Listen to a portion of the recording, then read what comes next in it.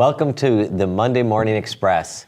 Well, as we promised you last week, we are here with an update about the Brass Expo. Unfortunately, Roland, it's not the news we had hoped to share. It's with a lot of disappointment that we have to let you know that we have decided to cancel the 2017 Brass Expo. Not an easy decision. Nope. It was a hard call. In part, we do want to thank, first of all, the guys that have supported us, the importers and some of the dealers from day one, and some of the attendees. Right. They've supported us right away. However, unfortunately, we have seen a real lack of support as far as what we expected.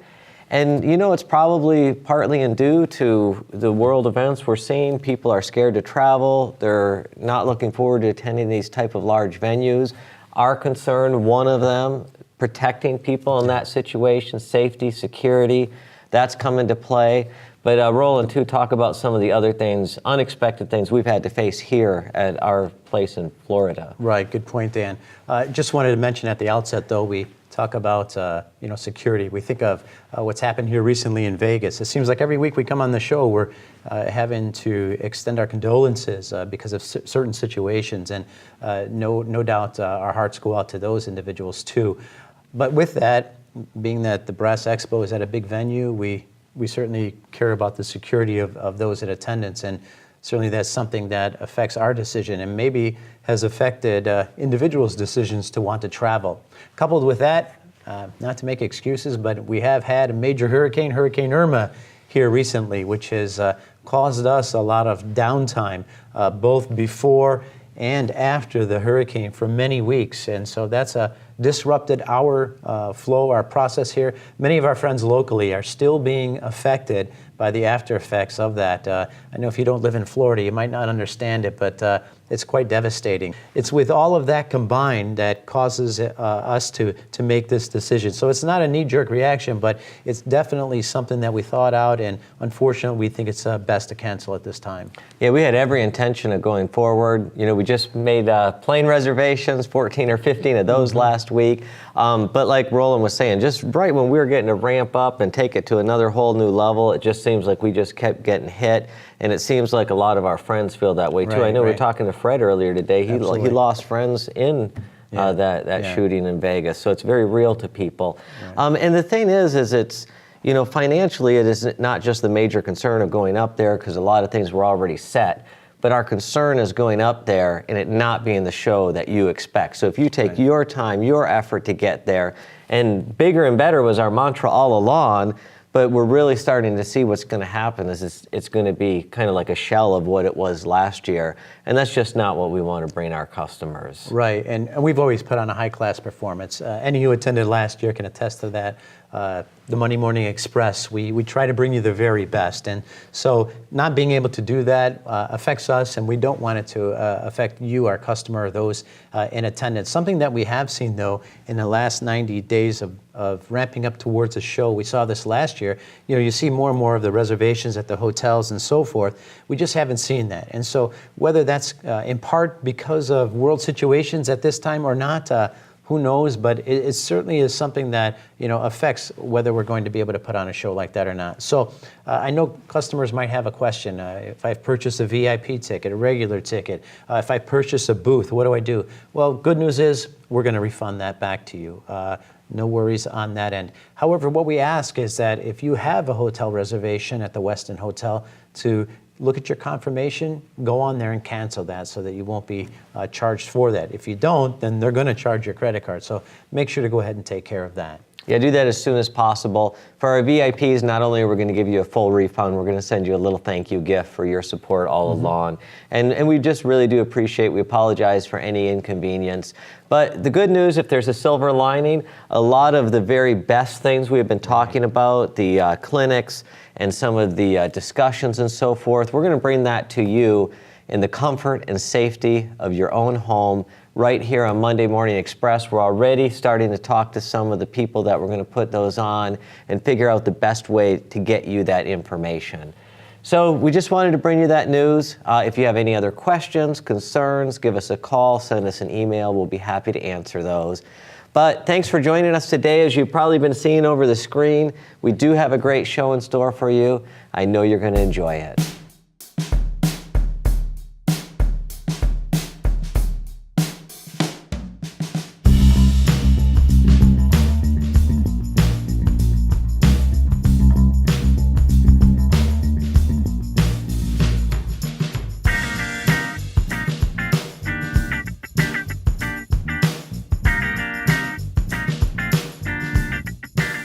Well, again, welcome to Monday Morning Express.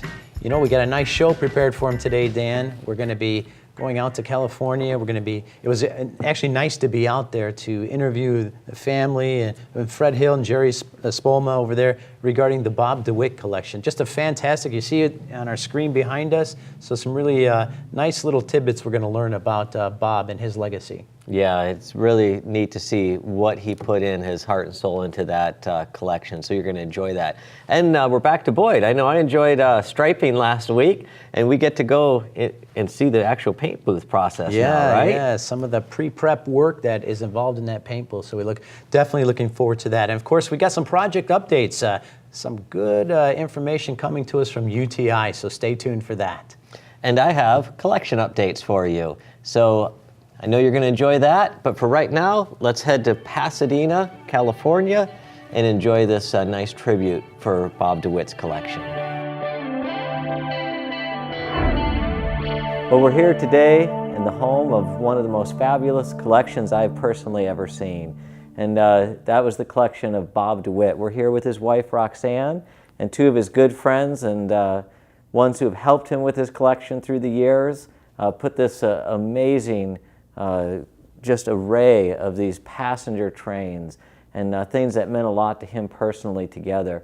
We're going to be showing a lot of that collection, but we wanted to take a little time to talk about Bob and like kind of what drove him to put this together and what his goal was. So maybe Roxanne, you could tell us a little bit about that. Well, I'll tell you a little bit about Bob and then leave to Jerry and Fred the trains collection specifically. But Bob did everything to the 110th degree.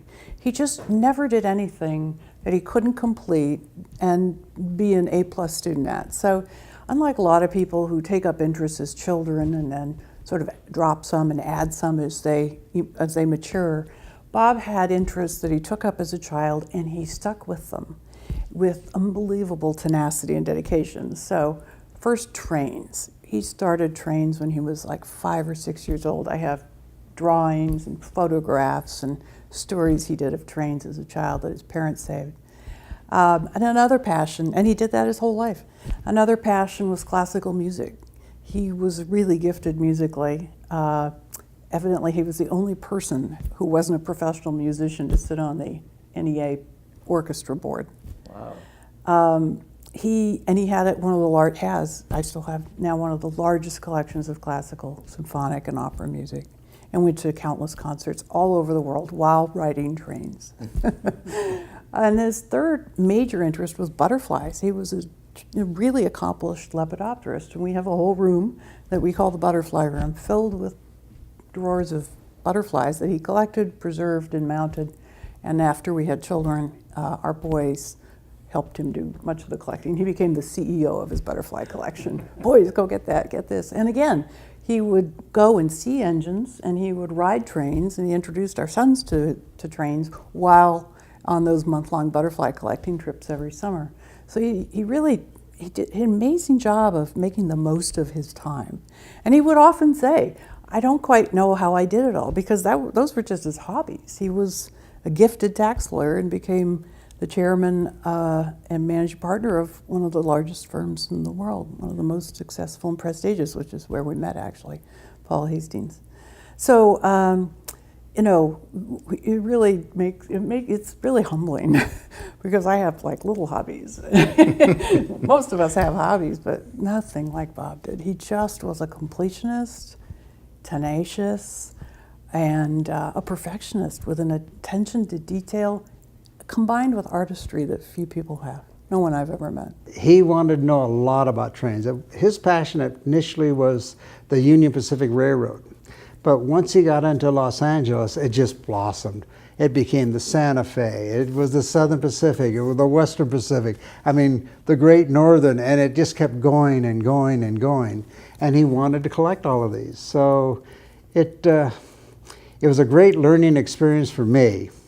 And I think it just advanced my learning curve because I had to prepare for, I was a student preparing for the master. One of the reasons I like his collection so much is it was a combined effort. We were working together, especially early on when there was not that much choice. And one example, he had, he was starting to build up his Southern Pacific collection. And a lot of this has to do with, at this time, new books were coming out for the first time and so forth. And the more that came out, the more he wanted to learn. And I forget whether it was Balboa or Westside produced MT3 or something, SP 482. Well, they had MT1s, 3s, 4s, and 5s. And the next thing I knew, he bought several of them and was rebuilding them, which you did in those days if you wanted to change classes and so forth. And I remember he no more got them done. I no more gave them back to him, finished, painted, and weathered, when Key or somebody started producing them all over again. Yeah, it was And Westside. so he sold the older stuff and got the newer. He kept upgrading his collection all the way through to get to the level he wanted. And there's a couple of models in his collection that he really liked. One was a very early, I think it was a Max Gray AC9 coal burner. And he liked the engine so much, he really rebuilt it. And it's not up to the level of, I think it was Key that did it many years ago, a very fine model. But he kept it because he had his time in it, building it himself. And there are several models in the collection that way, which has a favorite spot with me, too. But I knew what went into making his collection, and if you look at it, it's a collection of almost a history of brass models, if you will, from the early days to the later. And in some cases, it's an early history of some of my work to later. Hopefully, I've gotten better. But it's fun, like getting ready for today. I went back there and was reminiscing. Oh yeah, I remember doing that. And I keep looking at, oh, I ought to do that or I ought to change this. But that's not the state of the collection. It's what was being done from time one to today. And somewhere along the line, his interest in passenger cars took over. And I don't think you'll see many collections that have as many full-length passenger trains exhibited as you see in the next room. And he had every book on passenger cars and consist. I kind of get lost when I get into passenger trains, but that's where he and Fred really took off. But no, it was fun doing it, and because it was a mutual project that we worked together. And that's one of the most amazing things to me, seeing, you know, hundreds of collections, is to see those passenger trains lined up like that. It's quite spectacular. I mean, the camera, I think our viewers will be amazed, but it doesn't thoroughly do it justice like walking down those aisles and looking at it. Well, you there know? again, Dan, it's the full consist Yes. with the power. I mean, Yes. uninterrupted. It's just lined up against the wall, 20, 25 feet long. Yeah, it's very impressive. Very nice. And as our viewers are seeing this train collection, they might notice those finishing nails and that where there's piano wire or fishing line through Yeah, there. so we have, you know, we've had a series of earthquakes in Southern California. I think the biggest one that did some damage was not the Northridge quake, but the Whittier quake. Yeah. And Bob was out of town. Bob always seemed to be traveling on business during these earthquakes. But he would call, I think he was in Holland. He said, do you mind going and looking in my train room? Anyway, but the Whittier quake was the worst. And most of the models fell down. They fell against the plexiglass. And God bless Fred and Jerry. They came over and We came over and put them back. and they were just all pressed against the glass. I mean, just a pile of trains.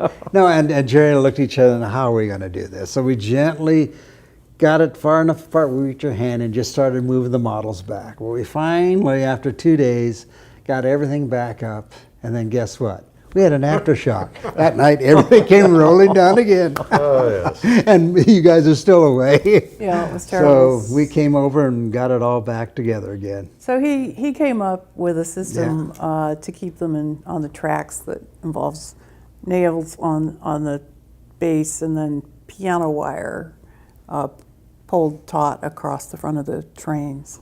Actually, And I don't think it's that- just plain old piano wire. It's music wire because you can play a tune on Oh, those. is that right? That would make sense. Anyway, so then he got rid of the plexiglass covers. He also didn't like the film. I never liked it either. Right, the he didn't like plexiglass anything in front of his trains. caused to hide when the you looked beauty at of the them. trains. So Yeah, we're it's pretty hoping. ingenious, yeah, because it doesn't really block the view of the trains and it keeps them safe. And Jerry, you helped Bob, like there was obviously some damage, but that's one of the neat things about. Took me a year or 2 years to touch them up. Yeah. I'm surprised how little damage there was. A few parts fell off, mostly it was nicks, but it's not that noticeable. Well, Roxanne, thanks so much for letting Thanks us for come coming. in. Thanks for And, coming. It's really been a wild ride. Yeah. Jerry, Fred, thanks for Well, it's reminiscing. a treat for me to just have you here to show off an accomplishment of one man that I think the world of. Yeah. Yeah. It's And you hard know, to go in there, actually. I'm sure. It's the emotion that gets wrapped up into that is pretty special. Yeah. But It we is. know he'd be proud to be able to show this off. He would. He So would we very much. appreciate you taking the time. Thank you so so much. much. Yeah.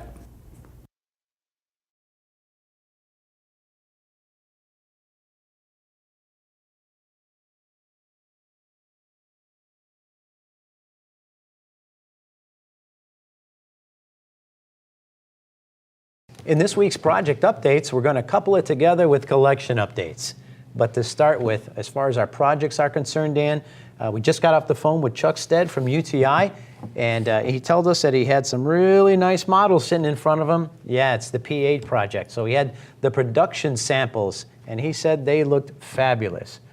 Yeah, I was on that phone call, and you know, Chuck is a very discerning guy. Like, he's a collector and an operator and extremely picky, which is why UTI stuff is so good, you know, him and Ed out there. But he said he loved them, loved the paint, loved the running, loved the detail, loved the build. Told Seho, send them over. So if Chuck's happy, you're going to be happy. That's I right. can't wait to get him in. I think we got some extras coming in too, right? Yes, we do. Of those, a few extras, actually because of recent collection that we picked up. We actually picked up some reservations on that from the collector. So we'll have those shown for you on our site. I believe about 12 to 15 of those that we're going to have available, which is really good news. Now, Chuck's happy about those, and of course, we're looking forward to getting our pickup notices on those here in the next week or so. So we're going to have those in your hands pretty soon. Now, something else from Division Point we did receive our pickup notices on. That's the Alco RS project. This is the third run 3, actually, as Jack calls it. So we expect those here in the door in just a few weeks. So we're looking forard to those. Last one some sold really nice out items. pretty much instantly, right? Yeah, and actually all of these are already sold out anyway. Okay, so- well, we're But for sorry. you who reserved, very nice. thing. You got those coming. So And North Bank Line's getting close, right? really close on the 01s, the Great Northern project. So those should be here shortly. And also, as far as the coach yard, the Los Angeles Limited and the St. Louis set, that should be here by the end of the month. So exciting time for new brass. Now for collection updates, mentioned last week, we're going to be heading up to Baltimore, me and my son Matt. We were originally going to go to Kansas City. That Something got happened. canceled because of the hurricane. That will finally arrive here tomorrow. Pods had, because their distribution centers here in Florida, we could not get that pods out of that driveway for a couple weeks. So Kansas City is going to be showing up here. We're headed to Baltimore to get another large collection, about 400 engines, 400 pieces of rolling stock and passenger, a lot of brass structures, and it's very different roads and assortment than what we just got. So you're going to see literally the best probably assortment of things on brasstrains.com than we've had since I can't remember when. So keep an eye on the site. It just keeps getting better and better. Very good. We're looking forward to all of that, but I guess that wraps it up for both of these, collection updates and project updates. Now let's send it out to our interview in our next series with Boyd Reyes. As far as, we're going to go ahead and start getting into that paint booth now.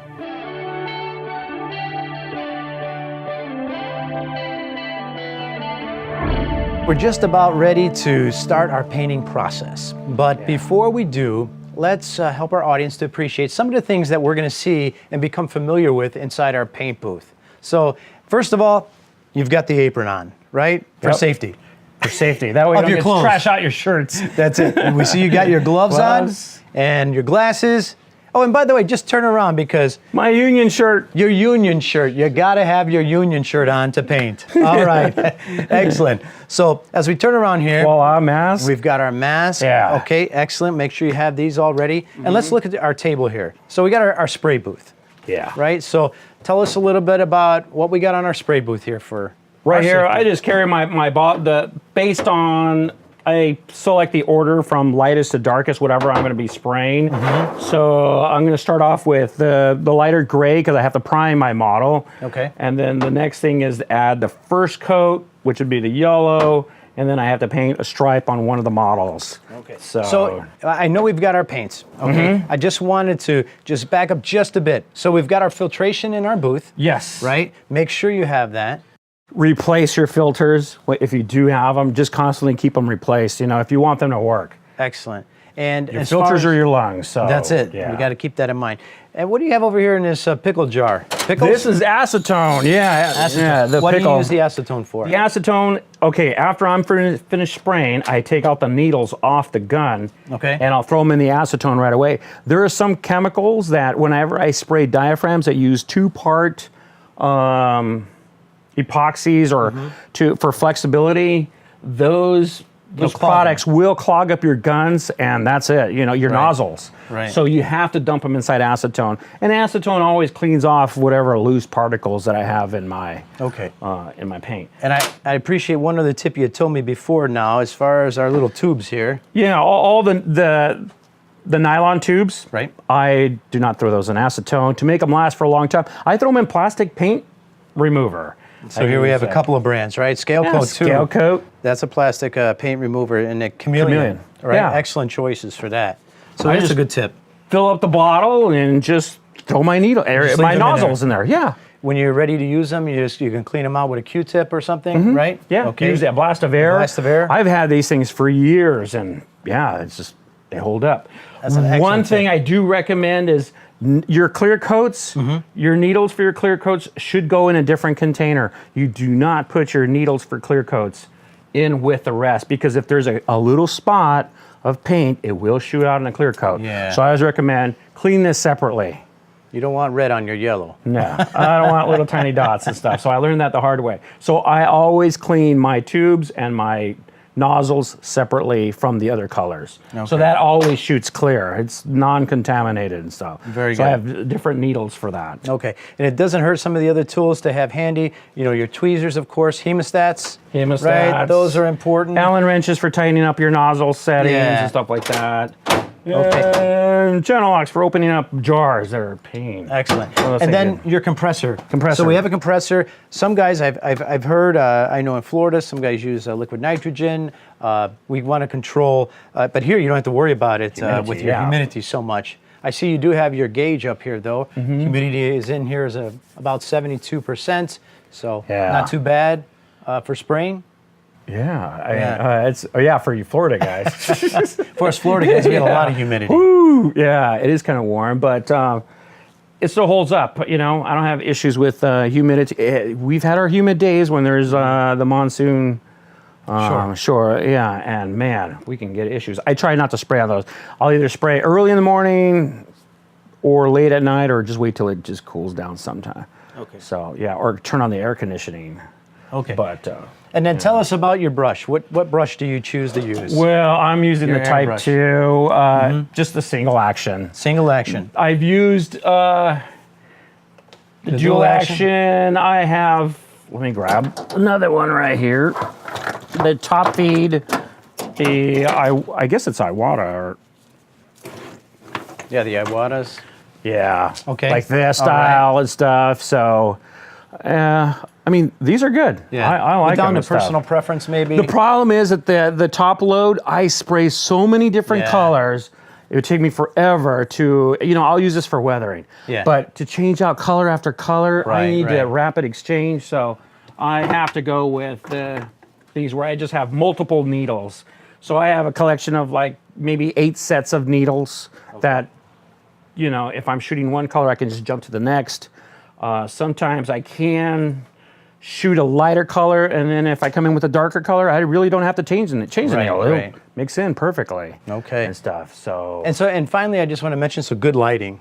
It's very important good to lighting. have good lighting to see some of those angles and everything. You want to see how the paint is being laid on. Yes. Right. So lighting is so important. And to use a little bit of help from Mother Nature, I do sometimes spray and walk outside and look under sunlight. Sunlight will show you any spots that you've missed. So Yeah. I tend to do that because I've learned my lesson. After it dries, it's like, oh no, I missed a spot. So I'll go outside and do a visual inspection. Some good points. So some really cool stuff there with Boyd. Dan, we're really getting into the exciting part. Next week in talking with Boyd, you're going to see how we started to lay the primer on, and really, really cool stuff from here on out. Yeah, I'm not painting models with a paintbrush anymore. I'm learning all new things. It really is great. It is. The feedback is awesome. It's just cool to see the progression. And now, like you say, it's getting into the exciting part. And next week we go high on the mountain of Ukiah. It's actually one of my favorite stops when we got Bill Peter to open up. And we sat around with his wife and Jimmy, and it was just, there's some great stories. You're going to really enjoy them. Yeah, a place I could go to over and over again. Beautiful, beautiful place. Also, we're going to be showing you more on our trip out in California. We're going to be going to San Francisco area. We're going to have a visit with John McLean as well as Richard Pontius and that layout. Yeah, we weren't high on a mountain, but we were in this storage unit that had to be like 20 feet tall, right? Because it's where like they store these massive buses. And he had it built up on like a second layer. It was pretty cool. And you'll be shocked how great the layout is. So that'll be a lot of fun. Yeah, talk about your custom layout. That's right. So, and also an interesting mailbag we're going to have next week. A customer, or a viewer rather, sent in some really interesting questions that I think you'll enjoy the answers to. So we'll see you next week. Thanks for joining us on Monday Morning Express.